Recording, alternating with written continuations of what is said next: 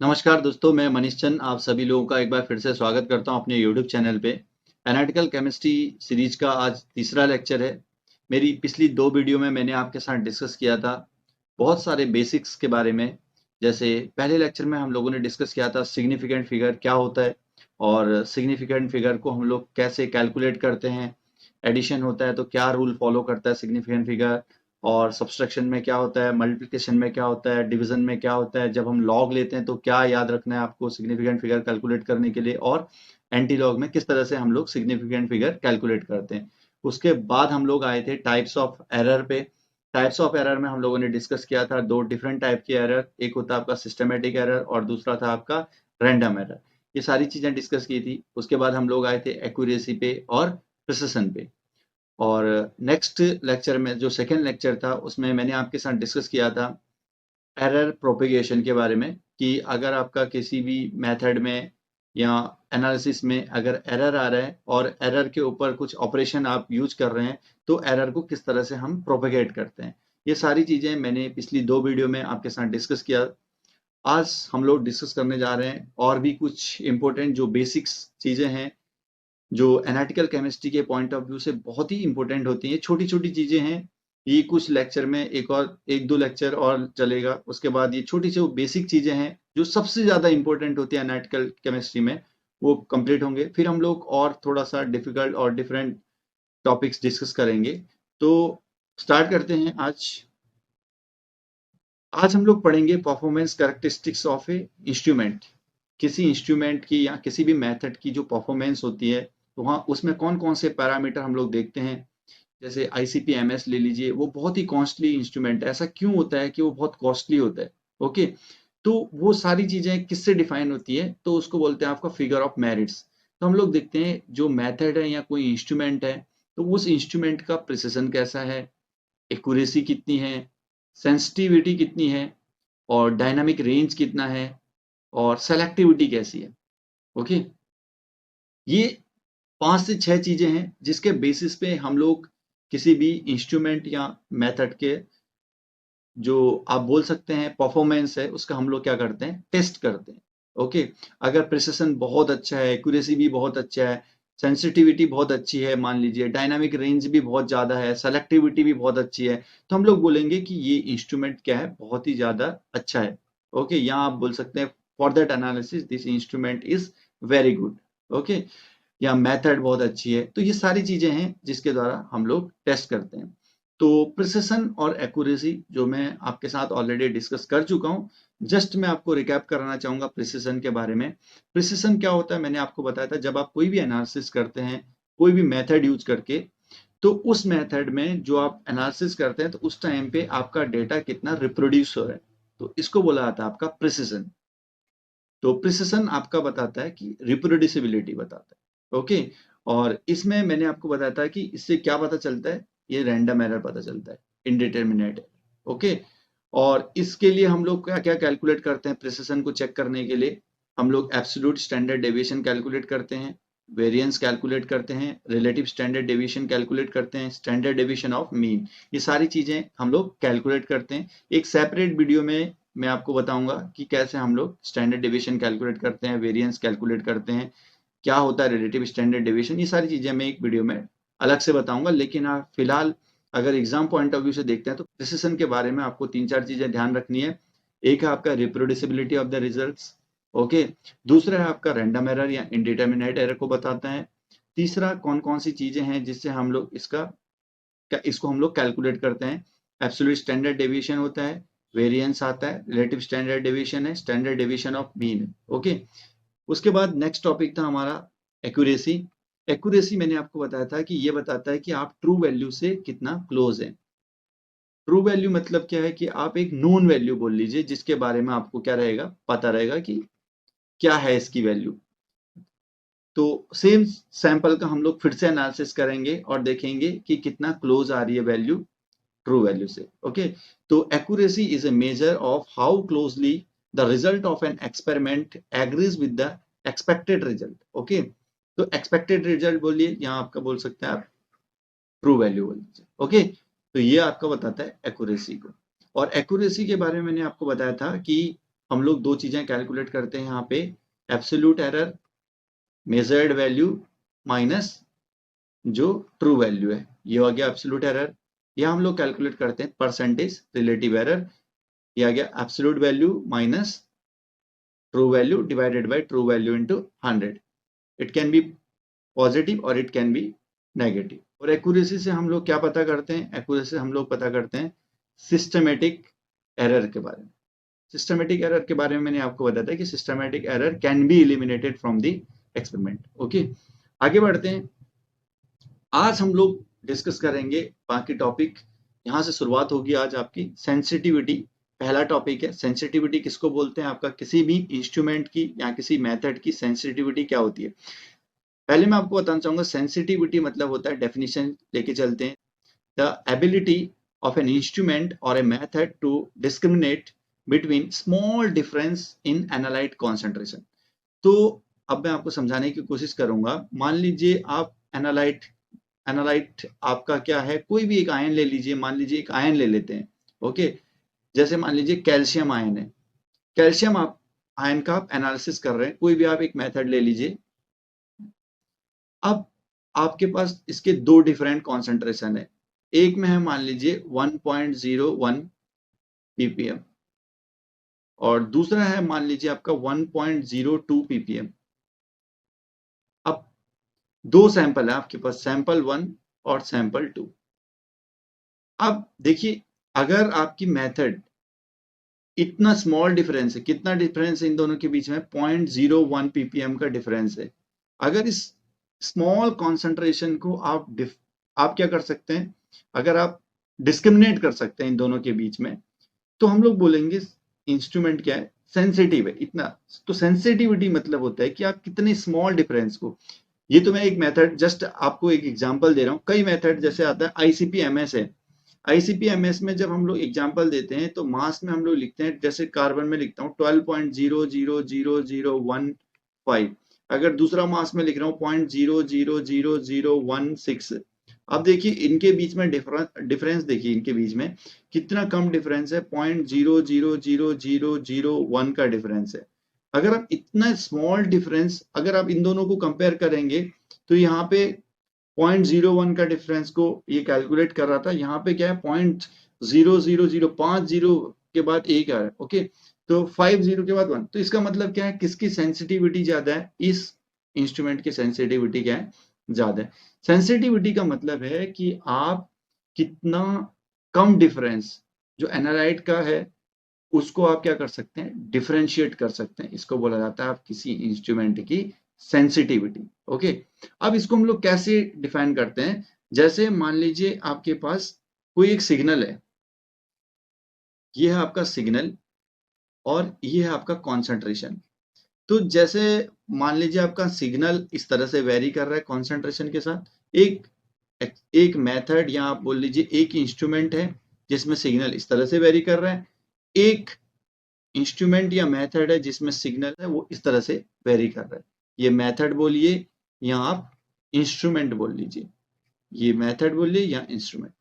अब अगर मैं आपसे पूछूं इन दोनों मेथड में या इन दोनों इंस्ट्रूमेंट में कौन से इंस्ट्रूमेंट की सेंसिटिविटी ज्यादा है, सेंसिटिविटी मतलब small difference can be measured. Okay, अब अगर यहां पे बात करूं, देखिए मास लेता हूं, यहाँ पे मास ले लेते हैं 2, ये एक मास है। ओके, यहाँ पे इसकी सेंसिटिविटी दोनों की देख लेते हैं, सेंसिटिविटी कितनी आ रही है। तो ये आ गया इसकी सेंसिटिविटी, इधर आ गई इसकी सेंसिटिविटी इस मेथड की, और इसकी सेंसिटिविटी है इतना। अब यहाँ पे मैं एकदम थोड़ा सा चेंज करता हूँ, यहाँ पे लेके चलता हूँ। ओके, अब मैं मास को थोड़ा सा वेरी कर रहा हूँ, मास इधर आ गया आपका, ये कॉन्सेंट्रेशन चेंज कर रहा हूँ, यहाँ मास बोल सकते हैं, कोई भी चीज बोल सकते हैं। तो यहाँ पे आप देखिए इस सिग्नल में कितना वेरिएशन आ रहा है और ऊपर वाले सिग्नल में कितना वेरिएशन आ रहा है। अगर यहाँ पे आप डिफरेंस देखेंगे, ये देखिए सिग्नल का डिफरेंस बहुत ही कम है, यहाँ पे आप देखिए सिग्नल का डिफरेंस क्या है, बहुत ही अच्छा है। तो यहाँ पे क्या है आपका, small change in the concentration also can be measured by this method. अगर मैं आपसे पूछूं इन दोनों मेथड में कौन से मेथड की सेंसिटिविटी ज्यादा है, तो आप इजीली बता सकते हैं कि जो ये मेथड है जिसका स्लोप, ये क्या बोलते हैं, आप इसको स्लोप बोलते हैं। ठीक है, स्लोप मतलब क्या होता है, y में चेंज डिवाइडेड बाय x में चेंज, x में चेंज करने में y में कितना चेंज आ रहा है, इसी को बोला जाता है आपका स्लोप। ठीक है, तो इसका स्लोप ज्यादा है, ओके, इसका स्लोप क्या है, कम है। तो जिसका स्लोप जितना ज्यादा होगा उसकी सेंसिटिविटी क्या होगी, उतनी ज्यादा होगी। अगर मैं एक तीसरी मेथड बनाऊं इस तरह से, तो इसकी सेंसिटिविटी क्या होगी, और भी ज्यादा होगी। ठीक है, पर यूनिट कॉन्सेंट्रेशन या पर यूनिट मास में चेंज करने पे जितना सिग्नल में डिफरेंस आता है वही क्या कहलाती है, आपकी सेंसिटिविटी। अब ये सिग्नल डिफरेंस बहुत ज्यादा होगा तो सेंसिटिविटी अच्छी होगी, अगर सिग्नल डिफरेंस बहुत ही कम होगा तो सेंसिटिविटी क्या होगी, आपकी कम होगी। आपको समझ में आ गया होगा सेंसिटिविटी क्या होता है।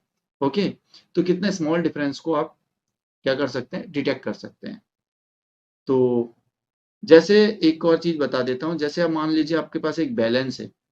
अब बैलेंस में आप जब मेजर कर रहे हैं मान लीजिए कोई चीज, तो मैं आपको बोल देता हूं कि इसकी सेंसिटिविटी है 0.1 मिलीग्राम। तो 0.1 मिलीग्राम डिफरेंस को ये मेजर कर सकता है। तो मान लीजिए आपका 12.1 और 12.2 मिलीग्राम का दो सैंपल है आपके पास। सैंपल 1 में एनालाइट है आपका 12.1 मिलीग्राम, और सैंपल 2 में आपका है जो एनालाइट वो है आपका 12.2 मिलीग्राम। क्या आप इस जो ये जो एनालिटिकल बैलेंस है, क्या आप इससे इन दोनों को डिफरेंशिएट कर सकते हैं? हाँ, इजीली डिफरेंशिएट कर सकते हैं, क्योंकि आपकी जो सेंसिटिविटी है वो है 0.1 की। तो यहाँ पे आप 12.1, ये आपका दिखाएगा 12.1 और दूसरा दिखाएगा 12.2। अब अगर इसी की जगह अगर आपका मास का डिफरेंस इस तरह से रहता 12.10 और 12.12, क्या ये इस एनालिटिकल बैलेंस से क्या इन दोनों को डिफरेंशिएट कर पाएगा? ये इस एनालिटिकल बैलेंस से इन दोनों को डिफरेंशिएट नहीं कर पाएगा, डिस्क्रिमिनेट नहीं कर पाएगा। तो हम लोग बोलेंगे इस एनालिटिकल बैलेंस की क्या है, सेंसिटिविटी क्या है, कम है। तो आपको और ज्यादा सेंसिटिव बैलेंस की ओर जाना पड़ेगा, 0.01 का डिफरेंस के सेंसिटिव बैलेंस की ओर जाना पड़ेगा। ओके, तो सेंसिटिविटी क्या होती है, सेंसिटिविटी होती है एक तरह से आपका स्लोप को बोलते हैं आपका सेंसिटिविटी। जब आप कोई भी कॉन्सेंट्रेशन और सिग्नल, या फिर आप मास अगर मेजर कर रहे हैं, मास और सिग्नल इनके बीच जब प्लॉट करते हैं, जो प्लॉट का जो स्लोप होता है उसको बोला जाता है आपका सेंसिटिविटी। क्योंकि स्लोप से ही पता चल रहा है कि सेंसिटिविटी ज्यादा है या सेंसिटिविटी आपकी कम है। सेंसिटिविटी एक और चीज पे डिपेंड करती है, वो आता है आपका रिप्रोड्यूसिबिलिटी और प्रिसिशन। तो ये कैसे डिपेंड करती है वो मैं आपको बताता हूँ। मान लीजिए आपने दो मेथड चूज की, ओके, दोनों मेथड में आपका स्लोप तो अच्छा है, दोनों मेथड के केस में आपका सिग्नल की सेंसिटिविटी अच्छी आ रही है। लेकिन एक केस में क्या हो रहा है, आपका नॉइस की वैल्यू क्या है, ज्यादा है। नॉइस क्या है, ज्यादा है। तो नॉइस ज्यादा होगी तो इससे क्या होगा, आपका प्रिसिशन पुअर होता रहेगा। तो प्रिसिशन जितना कम होगा तो हम लोग बोलेंगे उसकी सेंसिटिविटी क्या होती जाती है, कम होती जाती है। तो सेंसिटिविटी को मेजर करने के दो पैरामीटर हैं। कौन कौन से पैरामीटर हैं? एक है आपका slope of the calibration curve, और दूसरा आता है आपका reproducibility of the measure device. Okay, और मैंने आपको बता दिया कि हम लोग कैसे पता करते हैं सेंसिटिविटी को, स्लोप से। स्लोप की इक्वल होती है, कैलिब्रेशन सेंसिटिविटी बोलते हैं इसको। एक और आता है, अगर स्लोप तो एक आपको डिफरेंट कॉन्सेंट्रेशन रेंज देखना पड़ेगा, उसके बाद सिग्नल जो आता है उसका वो दिखना पड़ेगा, उसके बाद आपका जो स्लोप आएगा उसको बोलेंगे स्लोप। इसको बोला जाता है आपका कैलिब्रेशन सेंसिटिविटी। कैलिब्रेशन सेंसिटिविटी क्या होता है, इंडिपेंडेंट ऑफ द कॉन्सेंट्रेशन हो, कॉन्सेंट्रेशन पे डिपेंड नहीं कर रहा है, केवल ये किस पे डिपेंड कर रहा है, स्लोप पे डिपेंड कर रहा है। एक और चीज आती है दोस्तों, वो होता है आपका एनालिटिकल सेंसिटिविटी। एनालिटिकल सेंसिटिविटी में क्या भी इंट्रोड्यूस किया इन्होंने, स्लोप के साथ साथ एक और टर्म जो है स्टैंडर्ड डेविएशन। क्योंकि मैंने आपको बताया कि सेंसिटिविटी जो होती है वो किस पे भी डिपेंड करती है, आपका नॉइस पे भी डिपेंड करती है। तो ये लोग इसीलिए इन्होंने क्या डाला, स्टैंडर्ड डेविएशन। तो अगर आपसे पूछा जाता है कैलिब्रेशन सेंसिटिविटी पूछा जाता है तो आपको केवल स्लोप लिखना है। अगर आपको एनालिटिकल सेंसिटिविटी बोला जाता है तो आपको गामा इक्वल टू क्या आ गया, जो स्लोप है डिवाइडेड बाय क्या आ गया, स्टैंडर्ड डेविएशन। तो आगे बढ़ते हैं। आई होप कि आपको समझ में आ गया होगा कि सेंसिटिविटी क्या है। एक क्वेश्चन अभी हम लोग सॉल्व करेंगे आगे, तो उससे आपको और भी क्लियर कट हो जाएगा कि सेंसिटिविटी क्या होता है। नेक्स्ट आता है दोस्तों ब्लैंक। अक्सर जब आप एनालिटिकल केमिस्ट्री पढ़ते हैं या आप कोई भी एनालिटिकल इंस्ट्रूमेंट हैंडल करते हैं, तो उस समय ये वर्ड बहुत इंपॉर्टेंट होता है, blank. What is blank? Blank क्या है मैं वो आपको बताता हूँ। जैसे मान लीजिए मैंने आपको एक सॉइल सैंपल दिया, ओके, और सॉइल सैंपल में आपने कोई भी एक एलिमेंट आपको क्या करना है, ढूंढना है। मान लीजिए आपको लेड को फाइंड आउट करना है सॉइल सैंपल में। जैसे मान लीजिए आपने इसके लिए कौन सी मेथड यूज करना चाह रहे हो, आप एएस में यूज करना चाह रहे हो। तो सबसे पहले आपका क्या काम होगा, इस सॉइल को डिसॉल्व करना, क्योंकि ये मेथड्स क्या होती हैं, डिस्ट्रक्टिव मेथड होती हैं। इसके लिए सैंपल को आपको डिसॉल्व करना जरूरी है। कई सारी नॉन डिस्ट्रक्टिव मेथड भी है जहां पे आपका क्या होगा, डायरेक्ट हम लोग सॉइल को एनालिसिस के लिए यूज कर पाएंगे।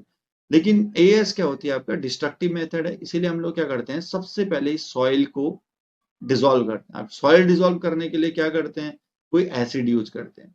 ओके, तो मान लीजिए आपने क्या किया, 20 ml of concentrate nitric acid use किया और इसमें HF भी डाला है 5 ml, और उसको हीट किया कितने, 2 घंटे तक। तब जाके आपका सैंपल तैयार हो गया। उस सैंपल को फिर आप क्या करोगे, एएस से सैंपल को पास करोगे, तो फिर आपको क्या मिलेगा, एक पीक मिलेगा। उस पीक से आप बताएंगे कि सैंपल में कितना कॉन्सेंट्रेशन है लेड का। अब यहाँ पे ब्लैंक क्या होता है, देखिए मान लीजिए ब्लैंक, हम लोगों ने इस सॉइल सैंपल में ढूंढना था कि कितना आपके पास क्या आता है, सॉइल सैंपल में कितना लेड है। लेकिन हम लोगों ने इसमें रिएजेंट ऐड किए, HNO3 का 20 ml भी ऐड किया और 5 ml हमने HF भी ऐड किया। ये दोनों एसिड ऐड किए और हीट किया आपका 2 आवर्स। तो एक आपको सैंपल लेना है, एक आपको बिना सैंपल का, इसमें ऐड मत करिए आप सॉइल, इसमें खाली एसिड ऐड करिए 20 ml और 5 ml और हीट कीजिए इसको भी। तो आपके पास एक सैंपल है, एक ब्लैंक। ब्लैंक किसको बोला जाता है, आपका ब्लैंक बोला जाता है विदाउट सैंपल। सैंपल नहीं होना चाहिए, बाकी सारी चीजें क्या रहनी चाहिए आपकी, सेम रहनी चाहिए, केवल सैंपल नहीं रहना चाहिए। ओके, तो देखिए 20 ml लिया, 5 ml HF लिया, 2 आवर्स हीट किया। तो एक में आपका पास, एक सॉइल में क्या होगा, आपका लेड होगा, एक में खाली आपका नाइट्रिक एसिड होगा, नाइट्रिक एसिड और HF। अब आप देखेंगे, पहले इसको पास करेंगे एएस से और इसका पीक देखेंगे। मान लीजिए आपका, आप ढूंढना चाह रहे हैं कोई एक पर्टिकुलर वेवलेंथ। आपको पता होगा कि लेड की जो वेवलेंथ है, लेड का जो सिग्नल आ रहा है 661 पे आ रहा है। जस्ट अप्रोक्सीमेटली कुछ वैल्यू दे रहा हूं आपको। Let us assume your signal is coming at 661 पे आपका पीक आ रहा है। मान लीजिए पीक आ रहा है आपका लेड का। तो ब्लैंक में, आप ब्लैंक में देखेंगे, इसमें आपका कुछ नहीं होना चाहिए, लेकिन ये भी क्या करेगा, कुछ ना कुछ कुछ वैल्यू देगा यहाँ पे। ये भी स्मॉल वैल्यू देगा यहाँ पे। तो आपको क्या करना है, फाइनली क्या करना है, इस वैल्यू से इस वैल्यू को क्या करना है, माइनस करना है, क्योंकि ये जो आ रहा है ये आपका एसिड की वजह से आ रहा है। या इसमें आपका कोई भी लेड नहीं था, लेकिन फिर भी क्या कर रहा है, थोड़ा सा सिग्नल दे रहा है। This is called blank. Blank मतलब क्या होता है कि other than sample whatever you are using during your analysis, you have to subtract if it is contributing in your peak. Okay, अगर उसका थोड़ा भी कंट्रीब्यूशन अगर पीक में आ रहा है, तो उसको हम लोग क्या करते हैं, सब्सट्रैक्ट करते हैं। तो इसको बोला जाता है दोस्तों आपका ब्लैंक। नेक्स्ट आता है दोस्तों, इंपॉर्टेंट टर्म आता है लिमिट ऑफ डिटेक्शन या डिटेक्शन लिमिट। डिटेक्शन लिमिट हम लोग बोलते हैं minimum concentration of analyte. Okay, minimum concentration और mass of the analyte that can be detected. ये ध्यान से देखना, डिटेक्टेड बोल रहा हूं। वाटर सैंपल मान लीजिए, एज्यूम करिए आप एक इंस्ट्रूमेंट से आपने वाटर सैंपल को रन किया, इसमें आपको पीक देखना है 661 पे। तो आप देख रहे हैं ऑलरेडी वाटर में एक पीक आ रहा है 661 पे, एक स्मॉल पीक आ रहा है। ओके, अब इस वाटर में आपको लेड का एनालिसिस भी करना है। तो अब मिनिमम लेड कितना होना चाहिए इस पानी में, ताकि इस पीक से आपको क्लियरली पता चले कि ये लेड का पीक है। ओके, तो पानी का पीक नहीं चाहिए हमें, हमें किसका पीक चाहिए, लेड। तो कितना टाइम्स, इससे थोड़ा ज्यादा होना चाहिए, तभी आप देख पाएंगे कि किसका सिग्नल आ रहा है, आपका लेड की वजह से सिग्नल आ रहा है। तो इसको बोलते हैं आपका limit of detection, minimum detection. Detection के लिए कितना सैंपल का जो अमाउंट है या मिनिमम कॉन्सेंट्रेशन कितना होना चाहिए जिससे आप क्या कर सकते हैं, कॉन्फिडेंटली बोल सकते हैं कि ये जो सिग्नल आ रहा है ये पानी की वजह से नहीं, ये लेड की वजह से आ रहा है। ओके, तो इसको बोलते हैं आपका लिमिट ऑफ डिटेक्शन। कैसे कैलकुलेट करते हैं, तो इसका जो सिग्नल की वैल्यू होती है ये आता है आपका एवरेज ब्लैंक जो सिग्नल है प्लस के into standard deviation of blank. Okay, तो जो पानी का पीक आ रहा था तो वो आप कम से कम 7 से 8 बार उसको रन कराइए या 5 से सैंपल लीजिए, तो उसमें देखिए कंटिन्यूअसली मान लीजिए पानी में जो पीक आ रहा है वो 1 ppm का आ रहा है, 1 ppm। सेकेंड बार आपने किया 0.9 ppm, थर्ड टाइम किया 0.9 ppm, फोर्थ टाइम किया 1.1 ppm। ऐसे 8 से 10 बार कीजिए, फिर उसका आप क्या ले लीजिए, एवरेज ले लीजिए, तो एवरेज आ जाएगा और इसका क्या आ जाएगा आपस में, स्टैंडर्ड डेविएशन आ जाएगा। तो आप एवरेज कैलकुलेट कर लिए, स्टैंडर्ड डेविएशन कैलकुलेट, तो आप देखिए यहां से आप क्या निकाल लेंगे, मिनिमम डिटेक्टेबल सिग्नल। ओके, तो यहां से आपको पता चल जाएगा कि कितना सिग्नल को हम लोग क्या कर सकते हैं, डिटेक्ट कर सकते हैं इजीली। और कॉन्सेंट्रेशन फाइंड आउट करना है कि जो ये है लेड है इसका मिनिमम कितना कॉन्सेंट्रेशन होना चाहिए, तो हम लोग कैलकुलेट कर लेते हैं 3 into standard deviation divided by slope आता है। ये है एक क्वेश्चन। इस क्वेश्चन में मैं आपको बताना चाहूंगा कि मिनिमम एनालिटिकल सिग्नल बोला। मिनिमम एनालिटिकल सिग्नल मतलब क्या है, डिटेक्टेबल सिग्नल, कितना आप सिग्नल को डिटेक्ट कर। तो इन्होंने क्या किया, ब्लैंक की रीडिंग लिए, देखिए एब्जॉर्प्शन की 0.07 0.07 0.06 0.05 0.07 इस तरह से लिया। तो एवरेज कैलकुलेट कर लीजिए, एवरेज। और दूसरा स्टैंडर्ड डेविएशन कैलकुलेट कर लीजिए। स्टैंडर्ड डेविएशन कैसे कैलकुलेट कर रहे हैं, इंडिविजुअल वैल्यू माइनस क्या करोगे आप, एवरेज जो आएगी इसकी, इसका स्क्वायर करोगे, फिर हर एक वैल्यू से इसे निकालोगे, उसका क्या करोगे आप, समेशन कर दोगे, हर एक वैल्यू से जो आएगा सारों को ऐड कर लोगे, डिवाइडेड बाय क्या आएगा, n-1, 1 2 3 4 5 6 7, 7 टाइम्स किया है तो 6 आ जाएगा n में, इसका क्या निकाल लोगे, स्क्वायर रूट। तो ये आ गया आपका standard deviation. Standard deviation calculate कर लिया। एवरेज, तो अभी मैंने बताया कि एवरेज प्लस क्या आ जाएगा, 3 इंटू क्या आ जाएगा, स्टैंडर्ड डेविएशन। तो इस तरह से आप कैलकुलेट कर सकते हैं कि मिनिमम कितना एनालिटिकल सिग्नल आप डिटेक्ट कर सकते हैं। ओके, तो देखिए आपका जो ब्लैंक था, ब्लैंक का जो सिग्नल था मिनिमम आ रहा था 0.07 के आसपास। डिटेक्टेबल सिग्नल के लिए आपको मिनिमम कितना चाहिए, 0.095 चाहिए। ओके, देखिए इससे थोड़ा ज्यादा होना चाहिए, तो इतने में आप डिटेक्ट कर सकते हैं। एक क्वेश्चन ले लेते हैं, least square analysis of calibration data for the determination of lead. Lead का डिटर्मिनेशन कर रहे हैं। यहाँ पे जो सिग्नल है वो कितना आ रहा है, इक्वल टू आ रहा है 1.12 सी कॉन्सेंट्रेशन प्लस पॉइंट 0.312। तो ये कैलिब्रेशन प्लॉट है। ओके, ये कैसे आया होगा, जब कॉन्सेंट्रेशन और सिग्नल के बीच प्लॉट किया है। ठीक है, तो यहाँ पे आप देखिए ये आपका कॉन्सेंट्रेशन और ये है सिग्नल। जब इन्होंने इसको प्लॉट किया इन दोनों चीज को, तो इनको ये मिला आपके जो इक्वेशन है। ओके, तो पहला क्वेश्चन पूछा है कि कैलिब्रेशन सेंसिटिविटी कितनी होगी। कैलिब्रेशन सेंसिटिविटी मैंने आपको बताया कि जो कैलिब्रेशन प्लॉट की जो इक्वेशन है, इसका जो स्लोप होता है उसी को हम लोग क्या बोलते हैं, कैलिब्रेशन सेंसिटिविटी। तो यहाँ पे इक्वेशन है S इक्वल टू क्या है, 1.12 C प्लस 0.312।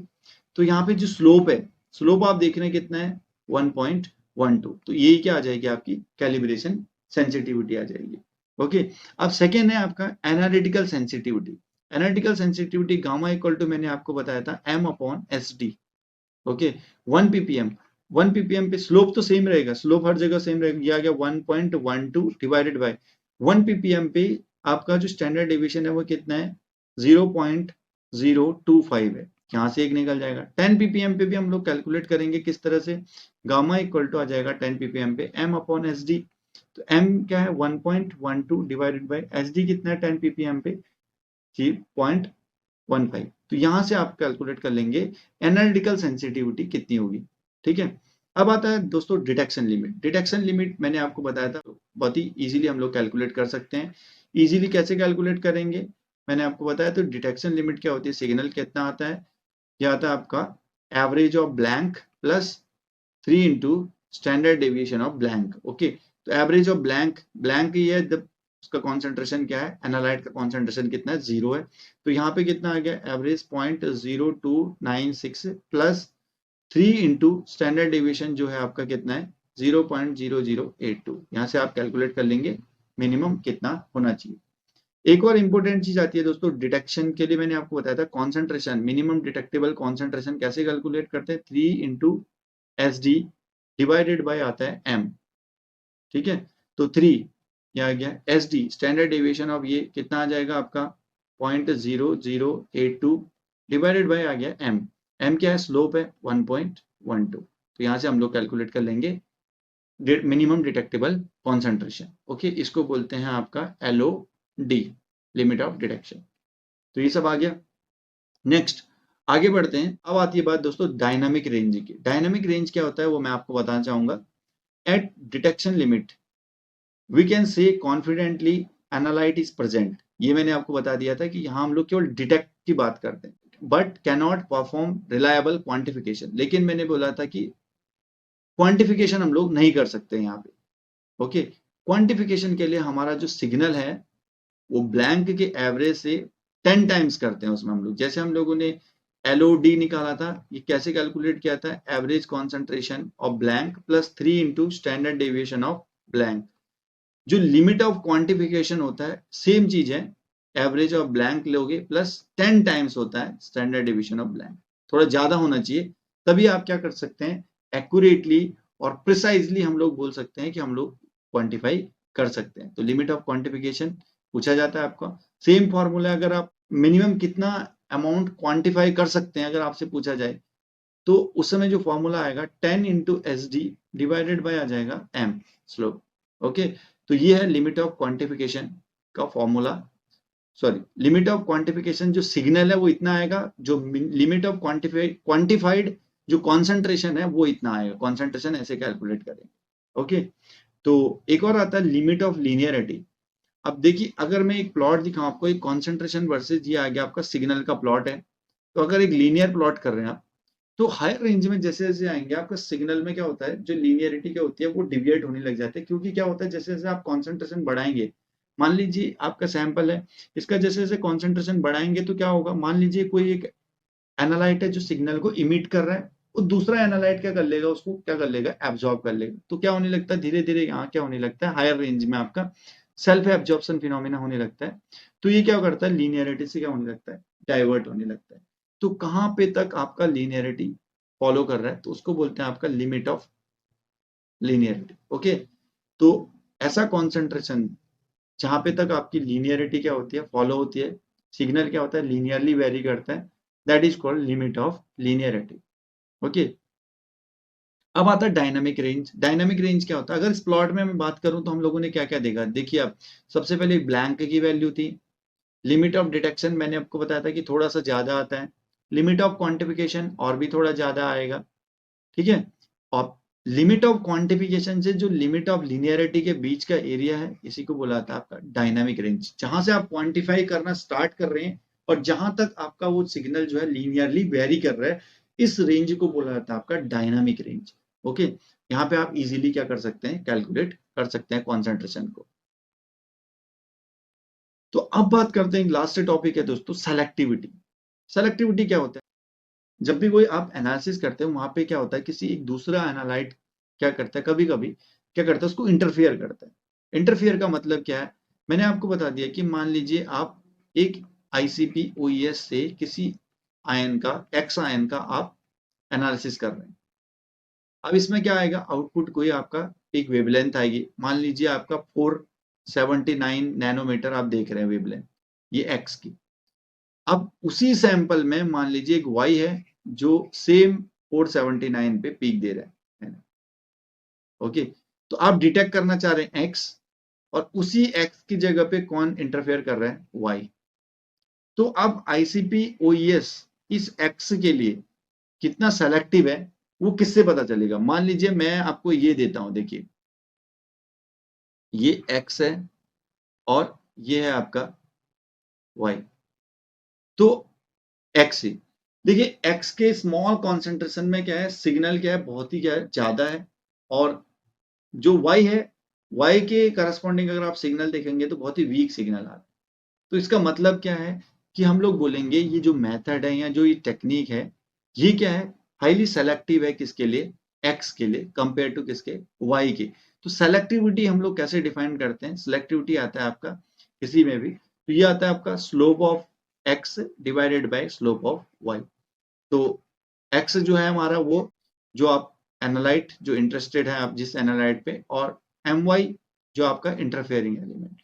तो अगर ये स्लोप ज्यादा है एनालाइट का, तो हम लोग बोलेंगे उसकी सेलेक्टिविटी क्या होगी, ज्यादा होगी। अगर ये स्लोप कम है तो हम लोग उसकी बोल देंगे सेलेक्टिविटी कम है। अगर y यहाँ है और x यहाँ होता, तो क्या आप इसको x को डिटेक्ट कर पाते? बिल्कुल भी डिटेक्ट नहीं कर पाते इस इंस्ट्रूमेंट से। ओके, तो ये होता है आपका सेलेक्टिविटी। सेलेक्टिविटी डिपेंड करती है आपका सेंसिटिविटी पे।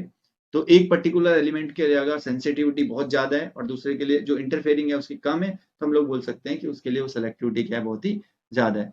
Selectivity varies between small number to a large number. Okay, ये डिपेंड करता है कौन सी मेथड आप यूज कर रहे हैं।